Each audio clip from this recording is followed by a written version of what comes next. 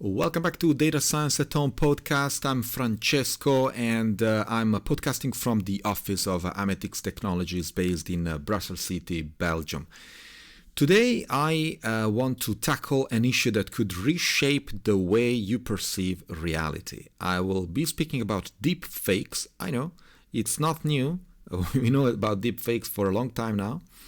But I'm going to also speak about false memories and the growing influence of artificial intelligence generated content on our minds. There is new research that has been conducted recently, and there are very interesting findings and something quite scary, I should say. Today's episode is going to challenge indeed everything you thought you knew about the truth and perception. So stay with me because this is going to be scary. Now, if you ever never seen a viral video of a political figure saying something they clearly didn't, well, then you should be watching or listening to this. We're entering an era in which our enemies can make it look like anyone is saying anything at any point in time, even if they would never say those things. So, for instance, they could have me say things like, Killmonger was right. Or Ben Carson is in the sunken place. Or, how about this? Simply, President Trump is a total and complete dipshit. Now, you see, I would never say these things, at least not in a public address, but someone else would. Someone like Jordan Peele. This is a dangerous time. Moving forward, we need to be more vigilant with what we trust from the internet. It's a time when we need to rely on trusted news sources.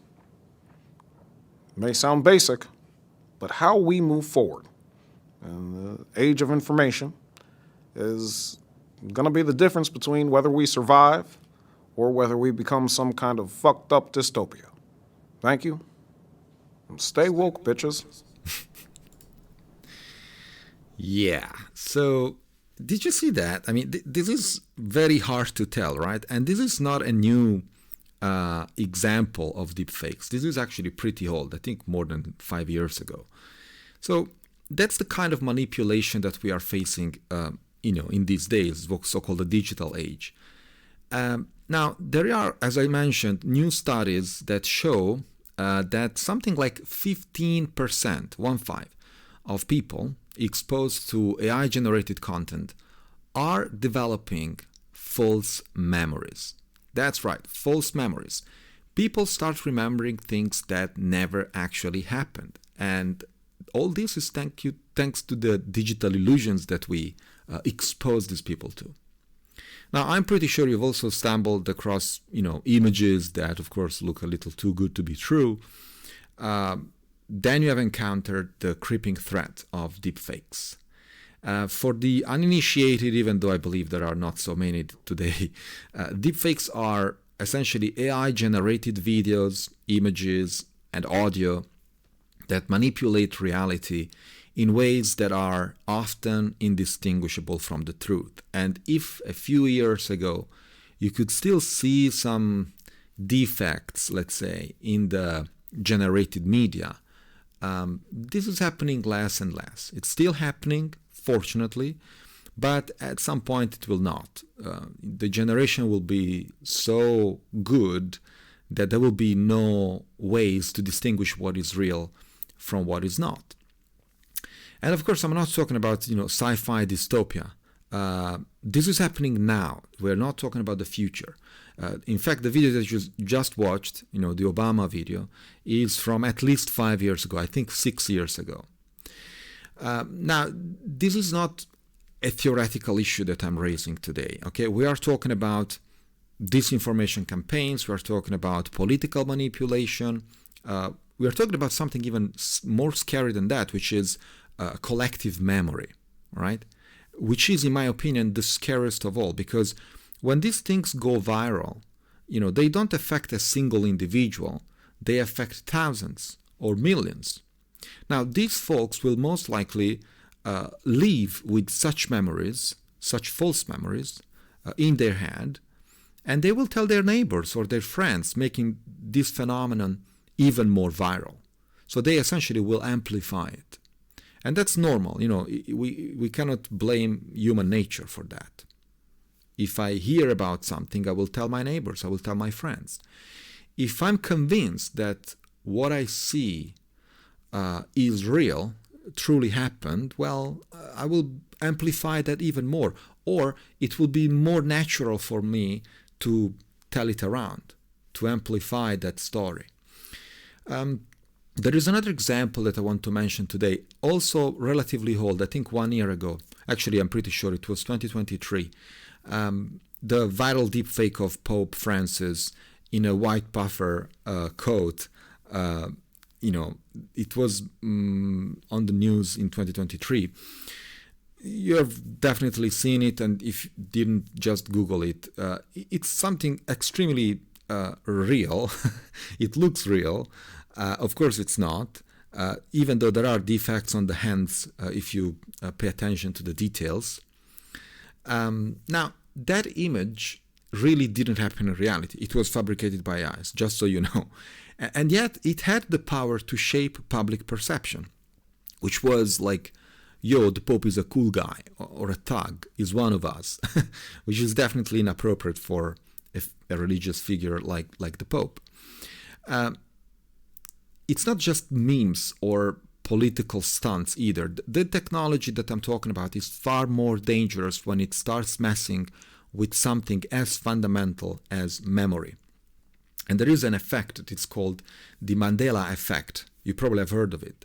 Essentially, it's like groups of people recalling historical events that never actually happened. So deepfakes have made that effect a widespread phenomenon. And it's not just harmless nostalgia, it's actively warping our understanding of the world.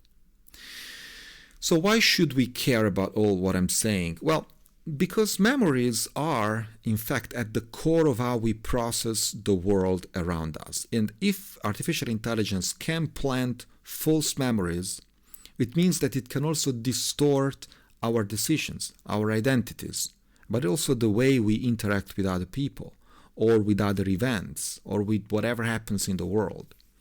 This isn't just a problem for the social media or the social media generation. I want to make, sure that people understand this. This is a problem for everyone.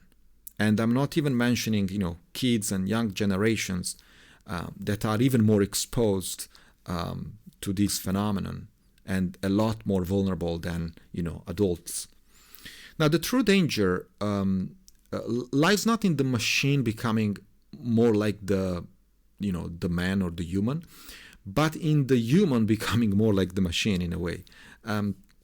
We are at a risk of not just believing what the machines tell us, but of becoming shaped by them. And in my opinion, this is the most dangerous aspect of AI. The danger of AI, or the dangers of AI, do not come from AI itself, as we currently believe, or many people believe, but from how we perceive it and how we absorb whatever is generated by AI. There is a massive difference if you think. So it's not just about what the machine can create, it's about how we, humans, are changing in response to that. And that brings us to the crux of the issue, which is personal autonomy.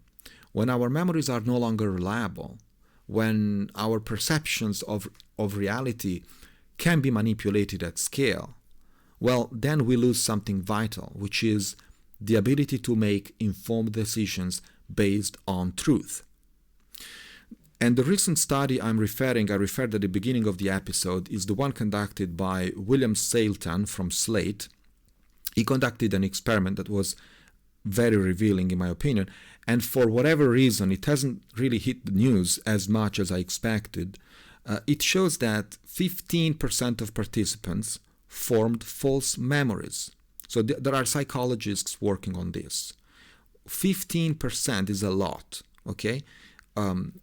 These people formed false memories from just seeing fake images, okay? And half of them believed that actually those fake events occurred for real.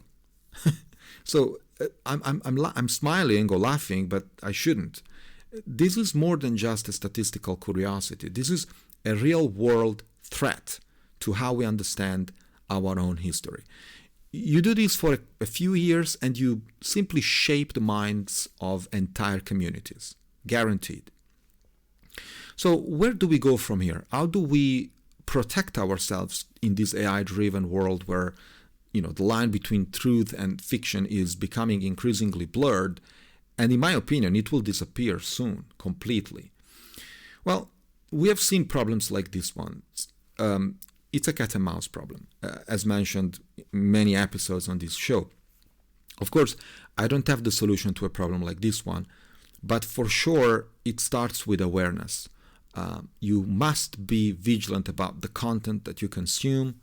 You have to cross-check it, you have to question it, and never take anything at face value.